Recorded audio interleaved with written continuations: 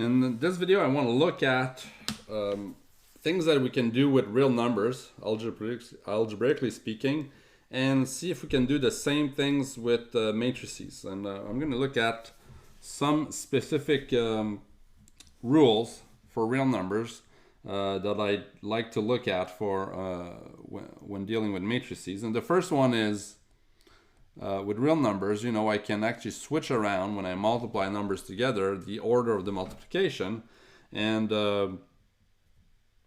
this is called the commutativity of multiplication for real numbers. Now, if I replace A and B by matrices, now you know by now this isn't right. Okay, this is not going to be true. So already I know that there's some stuff that apply to real numbers that don't apply to matrices.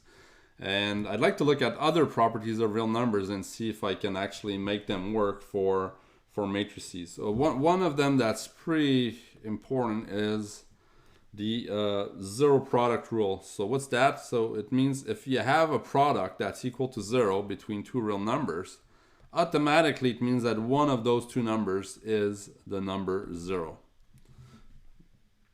And in high school and even in calculus, we use that all the time when we want to, for example, let's say I want to solve this equation, right? What we do is we factor. Why do we factor? It's because we want to use the zero product rule. Actually, let me write it here, zero product rule. We factor this. Okay, and now we have a product that's equal to 0. We know that either x plus 2 is 0 or x plus 1 is 0. The zero product rule makes this quadratic equation easier because it splits it into two simpler linear equations that I can solve with high school mathematics. Okay, so zero product rule, super important in algebra, and especially to solve equations. Now, one question is that could I replace A and B by matrices? Okay, and this zero product rule actually is also used to obtain another rule called the cancellation law. What's the cancellation law? You know, let's say you have 4x plus 4y equals to 4y. Often, right, we sort of cross out the a's or cancel out the a's, okay? And we deduce that x is equal to y, right? So in general, if I have AB which is equal to AC, can I cross out the a's? Actually, let's be careful because even with real numbers, we can't do that all the time. And to show you where, in which case we can actually cross out the a's, I'm going to rewrite that equation as a times b minus a times c. So I'm going to have something equal to 0, which is kind of interesting to have if I can factor the other side, and I can here. I can factor it. So now I've got a product of two things, a and b minus c, and according to the zero product rule, one of them has to be equal to 0. So either A is 0 or B minus C is 0, and note that B minus C 0 is the same as saying that B is equal to C. So the B is equal to C shows up here, but it's not automatic in the sense that if A is 0, you may not have B equal to C. So for example, if I got 0x equals to 0y, well, y could be different from x, okay? So x is not necessarily equal to y, so there's nothing I can conclude from this. In fact, you see if x is 2 and y is 3, clearly 2 is not the same as 3.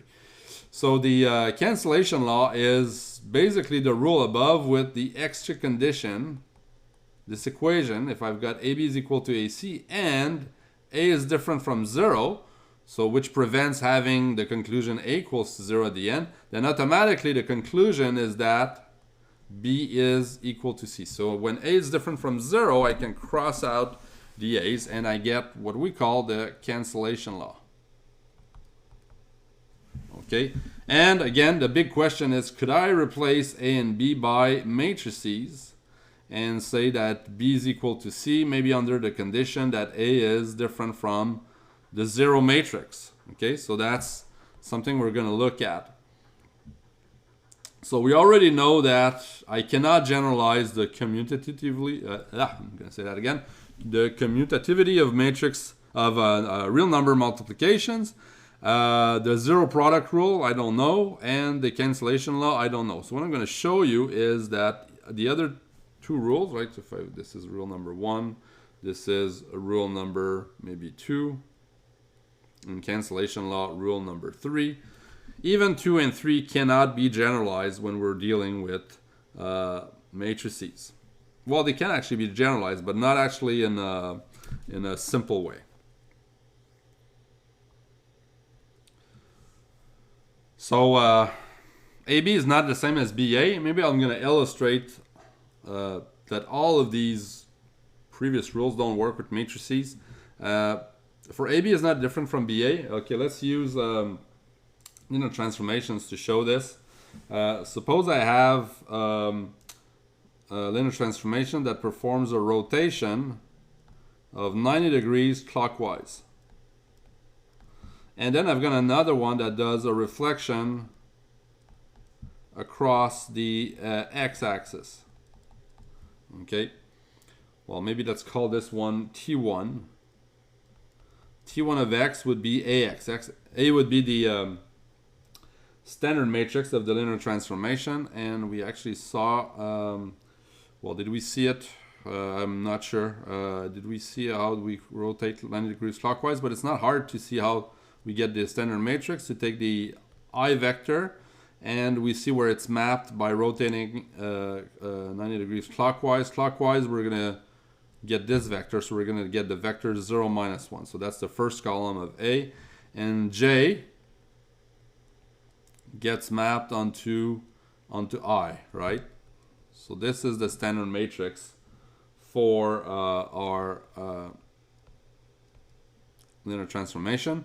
For T2 of x, which is, let's call it Bx, we reflect across the x-axis. So if we reflect I across the x-axis, it stays where it is. If we reflect J, it becomes -J.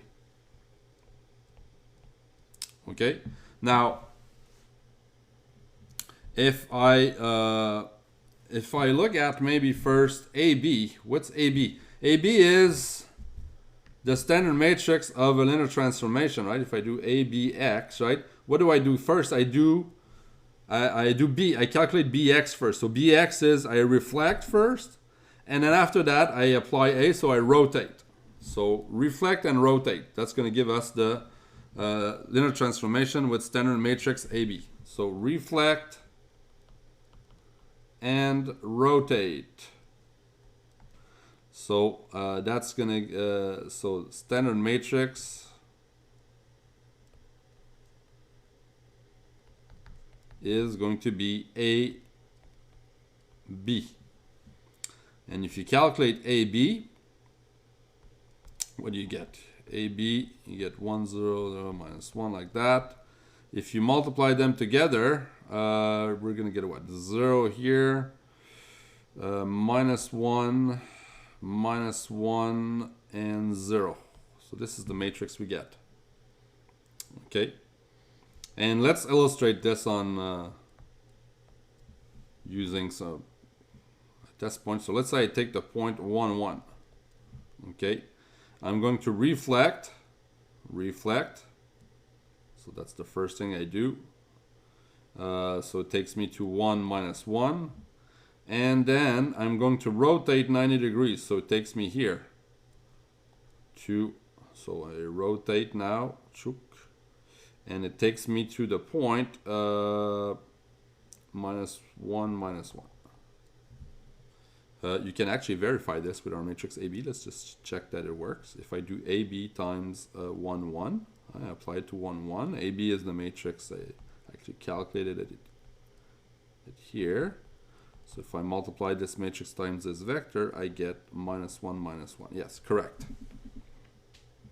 And now let's look at rotate and reflect.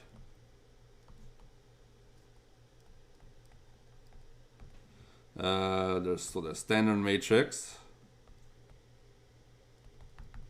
is BA. What's BA? It's this. And then we multiply. So if you multiply, you get 0. You get 1 here, 1 there, and 0. Like that. And hey, look at that. They're not equal, right? So AB is not the same as BA. And let's look at our test point, 1, 1. We're going to see that it's sent on something completely different. So if you rotate first 90 degrees, gets sent here to minus 1, 1. And then you reflect. So it gets sent down here. Now I'm getting worried because I'm going to get the same point I had before. And it's I'm trying to illustrate that 1, 1 gets sent differently no matter, well, depending on whether I reflect and first and or I rotate first. And that's because I didn't rotate clockwise. I rotated counterclockwise. So let's erase this. Made a small mistake here. So I'd be in trouble, right? If I'd be getting minus 1 again. So I want to rotate first clockwise. So clockwise, we rotate like that. So we're going to get 1 minus 1 by rotating. And after that, we reflect across the x-axis. We're going to go back to where we were, 1, 1. Okay, let's check this. If I do BA times 1, 1, BA is the matrix 0, 1, 1, 0. So that gives me, and I multiply this by 1, 1. So this is 0, 1, and 1. Yes. Okay, correct. So so that's another way of looking at this. These two vectors, right, are not equal even though they're applied. Well, the input was the same initially, so that means that the standard matrices cannot be the same. Otherwise, if the AB would be the same as BA, applying this to 1, 1 would give us, of course, the same output. And since it's not the same output, then AB must be different from BA. So at least you see it geometrically with this test point. So AB is not the same as BA in general. Okay. So that's, okay, first rule fail. Well, generalizing the first rule fails. What's the second rule? Second rule is that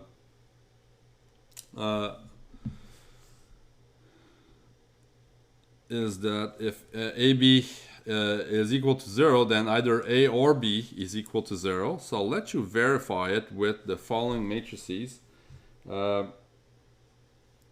So look at A is equal to 1, 2, 2, 4, and B, the matrix 2, minus 6, minus 1, 3. So you're in your notes, try to calculate A times B.